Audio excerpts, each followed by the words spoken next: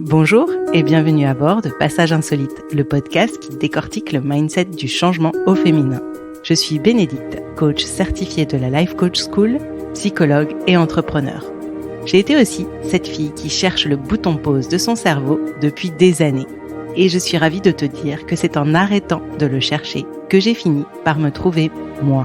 Dans cette deuxième saison, je partage avec toi tout ce qui m'a guidée à moi et à plus de sérénité. Mes connaissances en psycho, les outils d'organisation de ma vie d'entrepreneur, mes astuces de coach, etc., etc. Chaque semaine, en solo, en duo, en 5, 10, 15 ou 20 minutes, je t'offre une dose d'inspiration, de l'énergie et des bonnes ondes pour te permettre de mieux comprendre comment tu fonctionnes et devenir pleinement qui tu es.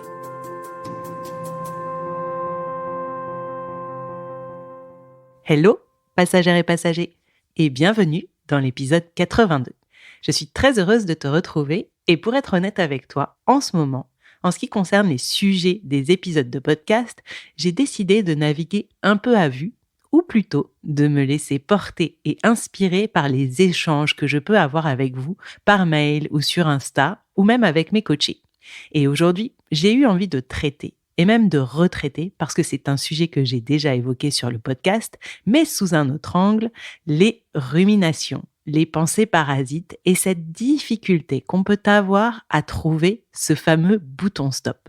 Pourquoi ? Parce que c'est une question qui revient souvent et également parce que aujourd'hui, sur les plus de 1000 personnes qui ont passé l'anti-test Power Sensible, j'avoue que je n'en reviens pas. Si tu ne l'as pas encore fait, je te mets le lien pour passer l'anti-test dans les notes du podcast. Donc, sur ces 1000 personnes, il y a presque 47% de power cognitif. Pour résumer rapidement, les power cognitifs sont des personnes dont la sensibilité s'exprime principalement à travers leur cerveau. Leurs pensées fonctionnent en arborescence. Ils sont logiques et ont une soif immense d'apprentissage et de compréhension. Le revers de la médaille de cette pensée en arborescence, ce sont les idées et les pensées parasites, souvent permanentes, qui viennent polluer leur sérénité et parfois même faire monter en flèche leur anxiété ou leur procrastination. Et je t'avoue que je connais très bien ce phénomène de la rumination. Et je sais qu'il nous prend souvent à revers. Nos pensées nous embarquent dans le passé ou le futur, elles nous interrogent sans qu'on puisse trouver de solution, de réponse adéquate et elles finissent par nous paralyser ou nous faire nous sentir coincés. Et là, en fait, la première question, c'est de savoir pourquoi notre cerveau s'emballe-t-il. Moi, j'aime bien comprendre, je fais partie de cette catégorie certainement, mais avant de éventuellement trouver des solutions, j'estime que c'est important de comprendre. Et je te le dis souvent, notre cerveau est une machine extrêmement bien huilée dont l'objectif premier est de nous maintenir en vie. Et cette fonction de maintien en vie est quand même la fonction principale et il ne faut pas l'oublier. Pour cela, notre cerveau régule nos fonctions vitales et analyse le monde, notre environnement, pour détecter tout danger et problème potentiel. C'est donc, notre cerveau, une machine à détecter les problèmes. Il scanne notre vie, nos relations, nos émotions, nos sensations, nos interactions, tout ce qui se passe autour de nous et en nous pour détecter tout ce qui pourrait être un potentiel danger. Un danger pour notre santé physique, pour notre vie, mais aussi pour notre équilibre relationnel et émotionnel. Et lorsqu'il détecte un potentiel problème, notre cerveau va se focaliser dessus, puisque sa mission est de maintenir un équilibre pour notre vie, un équilibre relationnel, émotionnel et physique, parce que tout déséquilibre est potentiellement un danger pour lui, pour notre vie. Sauf que nous sommes des êtres complexes, nous avons évolué et cette fonction de notre cerveau a elle aussi évolué, mais peut-être pas de la même manière.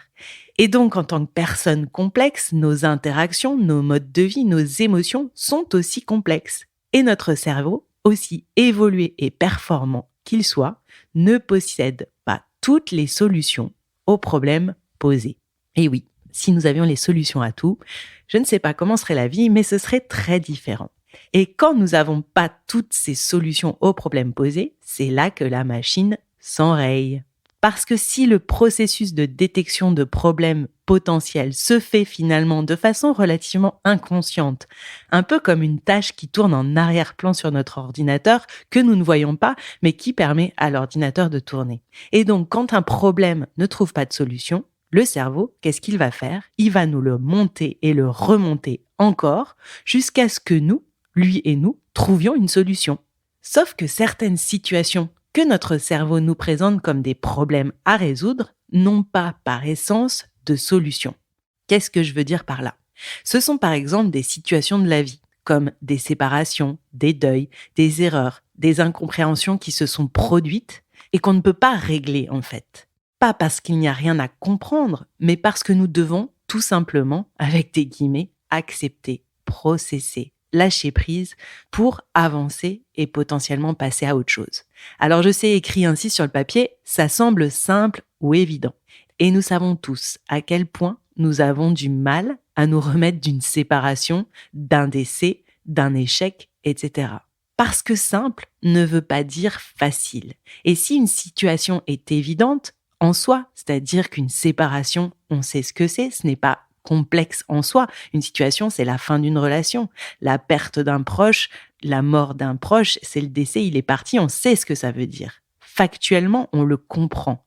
Mais le simple fait de comprendre n'est pas suffisant à dépasser, intégrer, processer une situation. Donc, sur le papier, théoriquement, la situation peut être simple, entre guillemets. Ça ne signifie pas qu'elle est facile à vivre. Et c'est là qu'il y a en fait un espèce de conflit entre notre cerveau et ce qu'on reçoit et ce qu'on ressent. Notre cerveau perçoit le danger évident dans nos difficultés émotionnelles, alors il le considère comme un problème à régler et nous le renvoie en boucle pour que nous trouvions la solution. Sauf qu'en faisant ainsi, il nous ramène encore et encore, il nous fait replonger dans cette situation douloureuse. Et c'est comme si nous revivions, que nous repassions encore et encore à travers cette même scène, que nous rejouions le même scénario et en faisant ainsi, nous nous replongeons dans l'émotion qui est associée. Notre cerveau nous inflige en quelque sorte une double peine. Il nous prouve que nous ne parvenons pas à trouver de solution, ce qui est déjà un problème et ce qui est déjà difficile, et en faisant ça, il nous condamne à ressentir en boucle l'émotion négative ou difficile associée à la situation. Alors maintenant qu'on a compris qu'effectivement notre cerveau nous présente des problèmes et que pour lui un problème doit être réglé, mais que certaines situations de notre vie ne sont pas réglables entre guillemets, comment faire pour briser le cercle? Parce que oui, comme je te le disais, c'est bien joli de comprendre le process, mais peut-être que tu te dis, bah oui, ça me fait de belles jambes. Parce que tu as beau comprendre, cela ne te donne pas de solution concrète. Et c'est donc peut-être à nouveau une source de rumination. C'est comme si on est dans Inception ou les poupées russes, là. On ouvre une boîte qui ouvre une boîte qui est dans une boîte, etc. En fait, je crois que nous avons chacun en nous différentes solutions, des approches qu'il va falloir un peu chercher pour calmer le feu de notre cerveau et de nos ruminations. Et la première solution pour moi est de connaître, de savoir, de se connaître et de savoir qu'on a une tendance plus ou moins importante à la rumination. Et en sachant ça, on va pouvoir progressivement apprendre à repérer ce qui vient déclencher ou renforcer nos ruminations. Par exemple, personnellement, je sais que je vais tourner en boucle et ruminer sur une situation d'humiliation ou de honte. Je sais que cette émotion, ces deux émotions d'humiliation ou de honte, sont des vrais pièges pour mon cerveau, qui va venir extrêmement souvent me présenter encore et encore la situation et donc me faire remonter encore et encore ma honte. Donc la première situation, c'est juste d'être conscient que oui, on est une personne qui potentiellement rumine plus que la moyenne.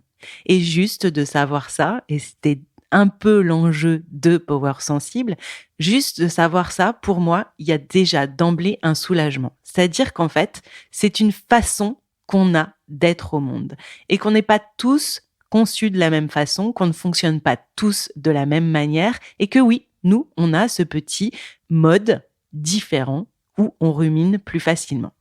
La seconde solution pour moi est d'apprendre à reconnaître la rumination quand elle se présente. Parce qu'on a beau savoir qu'on est quelqu'un qui a tendance à ruminer, on peut complètement passer à côté d'une situation où on va partir dans notre rumination et on se laisse embarquer dedans sans vraiment avoir conscience qu'on est dans la rumination.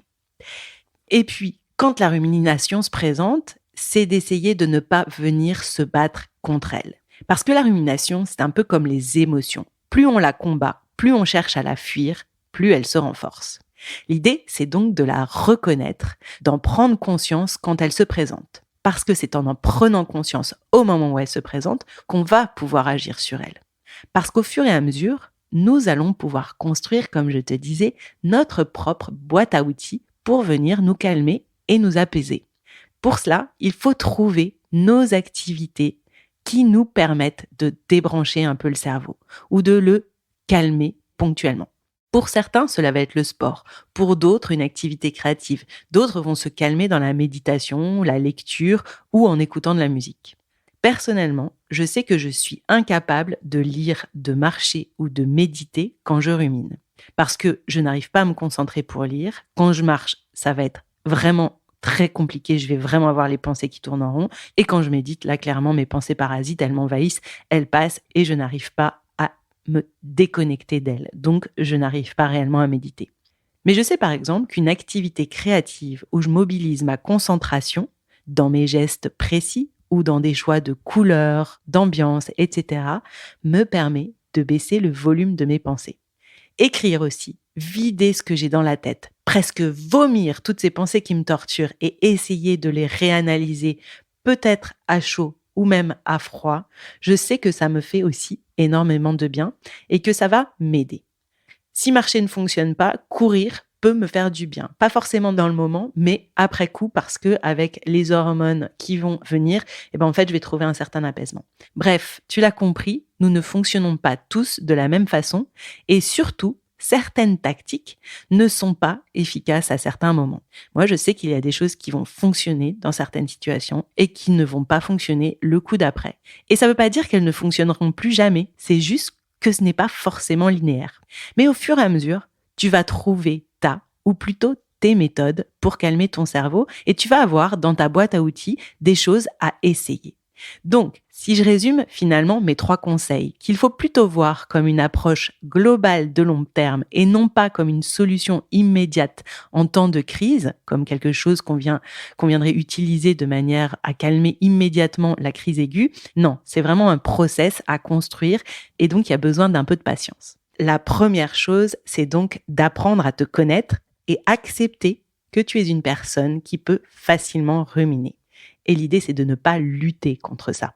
La deuxième, c'est d'apprendre progressivement à venir reconnaître et détecter la crise quand elle se présente.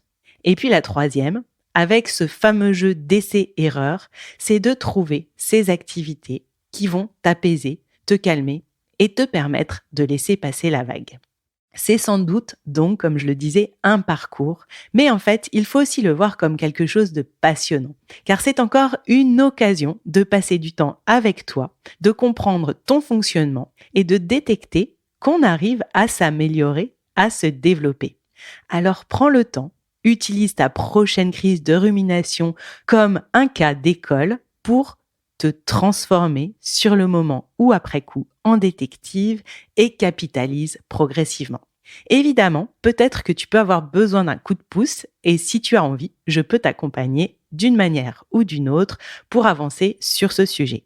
Tu peux retrouver mes différents programmes et accompagnements sur mon site internet. Je te souhaite une très belle semaine. J'espère que cet épisode t'aura permis de regarder la rumination un peu autrement et t'aura donné envie d'aller creuser. À très vite!